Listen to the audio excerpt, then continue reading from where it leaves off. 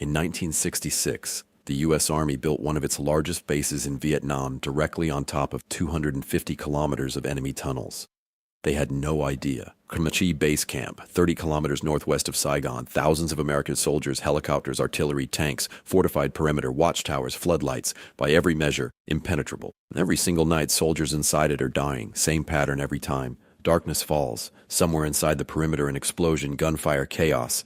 By the time soldiers respond, it's over. No retreating figures, no trails, no bodies, just dead Americans and silence. Every morning, the same report lands on the commander's desk. Attacked last night, enemy disappeared, no contact. The commanders sweep the jungle daily and find nothing. No camps, no supply lines, nothing. It's like fighting ghosts.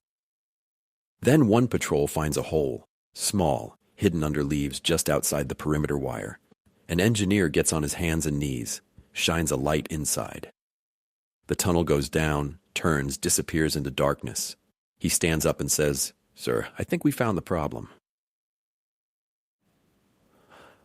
What nobody knows yet is that beneath this base, beneath the barracks, beneath the mess hall, there are 250 kilometers of tunnels.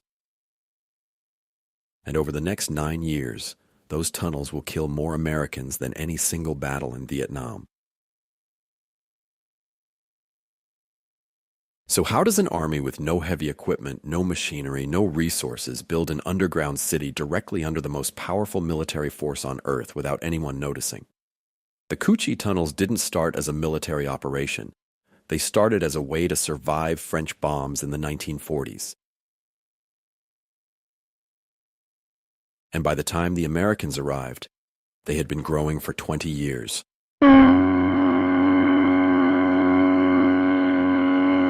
The soil under Cu Chi made it possible. Red laterite clay, hard as concrete when dry, doesn't collapse under pressure, doesn't flood easily, doesn't crumble when bombs hit nearby.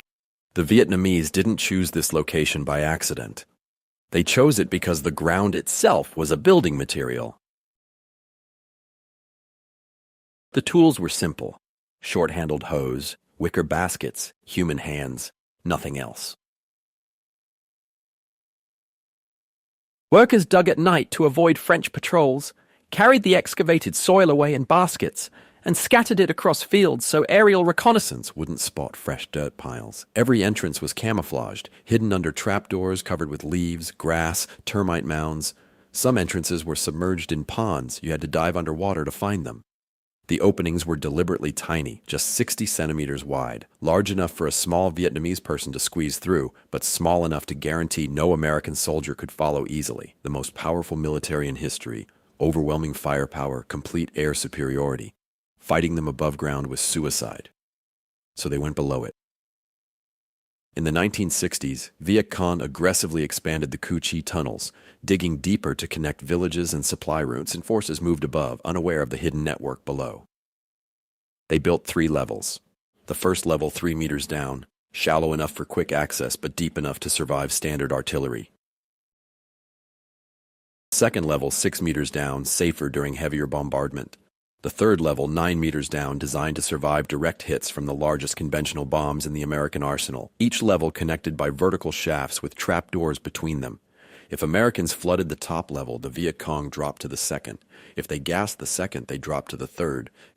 The tunnels weren't just escape routes. They were a city, a fully functioning underground city. The system had an answer for everything. But the tunnels weren't just escape routes. They were a city, a fully functioning underground city. Hospitals with operating tables where surgeons worked by candlelight performing procedures on wounded soldiers. Kitchens with ventilation systems so cleverly designed that smoke was channeled horizontally through hundreds of meters of tunnel before emerging far from any entrance. Weapons factories where captured American ammunition was recycled into new weapons. Printing presses producing propaganda. Wells providing fresh water. Sleeping quarters where thousands of people lived for months at a time without seeing daylight. At its peak, up to 10,000 people lived underground at Cu Chi simultaneously. They were born there, married there, died there. An entire society operating 9 meters below the boots of the American soldiers walking above them. An entire society operated 9 meters below the boots of the American soldiers walking above them. And those American soldiers had absolutely no idea. The U.S. Army tried everything to destroy the Cu Chi tunnels. Bombs, gas, fire, water, dogs. Nothing worked. The first attempt was the most obvious: bombing. In 1965, Operation Rolling Thunder began. B-52 bombers dropped thousands of tons of explosives across the Cu Chi district. The surface of the earth was unrecognizable after. Trees gone, craters everywhere, jungle reduced to hours of total destruction as a complete victory. The Americans saw total victory. 9 meters below, the deepest level was untouched. Wait, let it pass. The bombing improved the landscape, creating new craters for water and cover. Second attempt, Agent Orange. It strips every leaf from every tree, destroys crops, eliminates jungle cover. Entire forests died within days. The landscape turned brown and lifeless, and the tunnels underneath remained completely unaffected. The Viet Cong emerged into a dead landscape that was now even easier to move through at night. Third attempt, flooding. Engineers pumped water directly into tunnel entrances, but the Viet Cong had anticipated this. Between every major section, they installed watertight trapdoors. When water entered one section, they sealed it off. Flooded section was sacrificed. American engineers flooded maybe 2% of the total network. Fourth attempt, gas. Pump poison gas into the tunnels, but the tunnels were too long and too complex for gas to travel effectively. It dispersed and weakened. Its fifth attempt, dogs. Specially trained German shepherds with handlers. The dogs find tunnel entrances by scent. Your boy, find it. That's the spot. Mark it. Except the Viet Cong learned about the dogs quickly. They began rubbing American soap and pepper around tunnel entrances. The soap masked the human scent. The pepper destroyed the dog's ability to track. The dog program was quietly abandoned. Every single method has failed. Defeated by people with shovels, wooden panels, and pepper. This is the entrance. It's too narrow for any equipment. Then we send in a human. So the Americans made a decision that nobody who made it would ever forget. There was no training manual for what Came next. No protocol, no precedent. Just a hole in the ground and a soldier small enough to fit through it. The U.S. Army needed men with specific physical characteristics: small, lean, narrow shoulders. They looked for the smallest men in the division. They called themselves tunnel rats. Nobody assigned them that name. It just fit.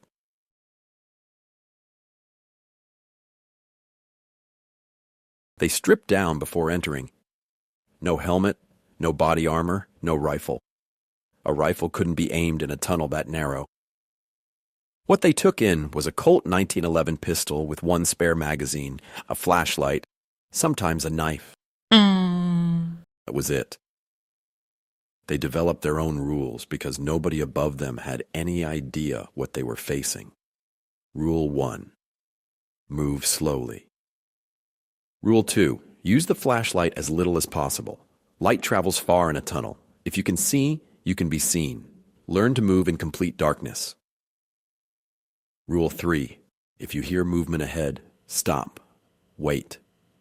Let your ears tell you how far away it is, how many, which direction. What they found inside was beyond anything they had been briefed on. The first thing most tunnel rats encountered wasn't an enemy soldier. It was a trap. Bamboo vipers and clay pots, rigged to door frames. Open the door and the pot falls. The snake lands on you in complete darkness. Scorpion boxes hung from ceilings on threads too thin to see without light. Walk through the thread and the box falls open above your head. Some tunnels had fire ants released throughout entire sections. Impossible to move through quietly when thousands of ants are biting every exposed piece of skin. Beyond the traps, there were people. Viet Cong soldiers who could navigate these tunnels in complete darkness at a speed that seemed impossible. Firefights in the tunnels happened at distances of 2 to 3 meters, sometimes less, in near complete darkness. The psychological toll was unlike anything else in the Vietnam War.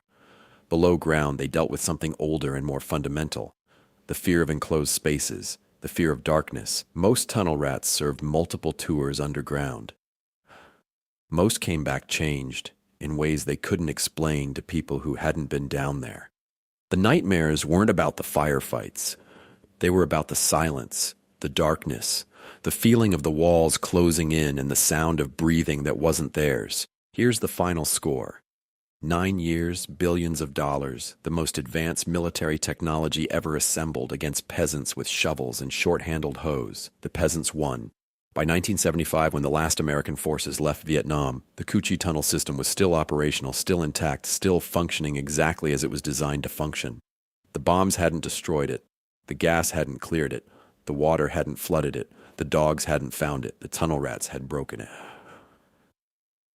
The human cost was staggering on both sides. Thousands of American soldiers killed or wounded by an enemy they never saw. Tens of thousands of Vietnamese who lived and fought in the tunnels died there too. But here's what the Cu Chi tunnels actually proved. The United States had every technological advantage imaginable. The Viet Cong had dirt, shovels, and nowhere else to go. And when you have nowhere else to go, you go underground. You dig, you survive, you wait. The most powerful weapon isn't advanced technology. It's the willingness to keep going when everything above ground has been taken away. The Cu Chi tunnels are still there, 250 kilometers of them, dug by hand, and they outlasted everything.